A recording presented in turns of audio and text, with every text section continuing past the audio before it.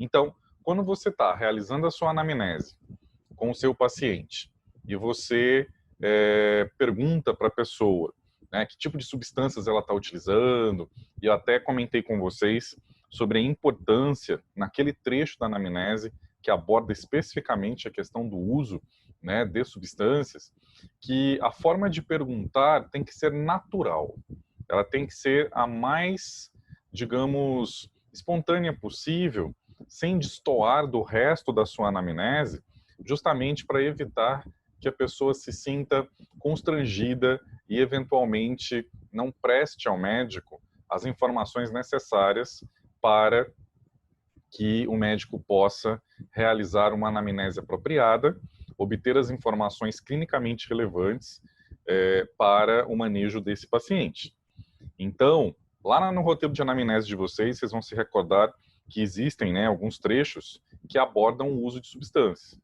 Então, vocês vão se recordar, né, que se inicia com uma pergunta acerca do etilismo, posteriormente sobre tabagismo, né? Então, começa perguntando se a pessoa faz uso de bebida alcoólica, com que frequência faz, qual é o tipo de bebida que a pessoa costuma consumir, etc. Né? Posteriormente, passa-se a questão do tabagismo, né? Se a pessoa faz uso de cigarro, né? Normal, digamos assim, nicotina, etc.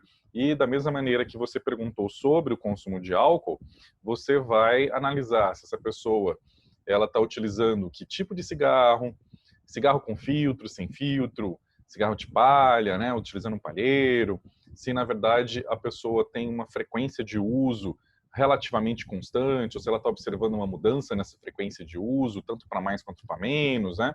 Em que circunstâncias a pessoa costuma fazer uso desse cigarro. E esse é o gancho para você continuar perguntando sobre o uso de drogas, né? Ou sobre o uso de substâncias.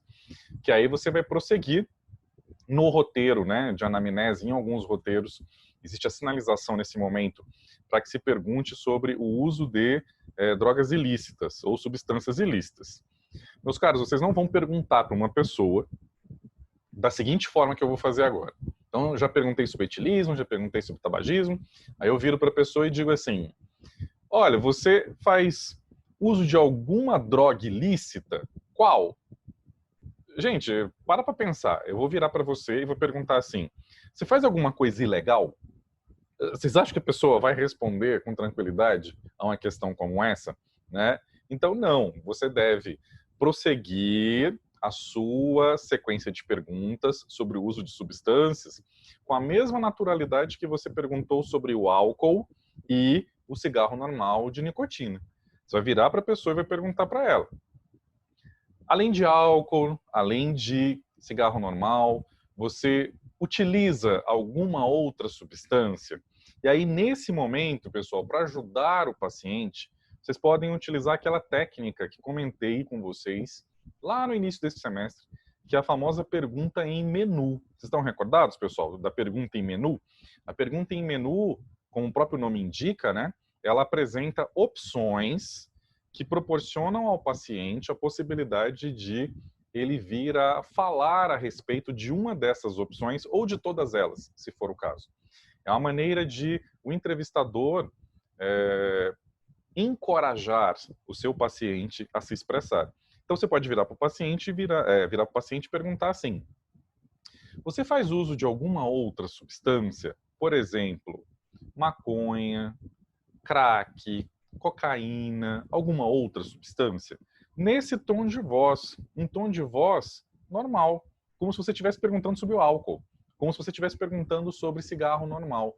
Por quê, gente? Porque se você mudar o seu tom de voz, se você utilizar um tom de voz mais severo, ou se você falar mais baixinho, isso pode sinalizar para o paciente que você, de alguma maneira, tem algum tipo de julgamento em relação ao uso desse tipo de substância.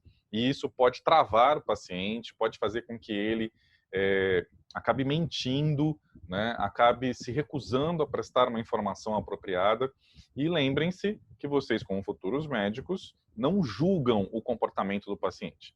Vocês devem conhecer o comportamento do paciente justamente para poder ter uma perspectiva a mais realista possível sobre o seu paciente, para a partir daí você poder obter aquelas informações clinicamente relevantes para a compreensão do caso daquela pessoa.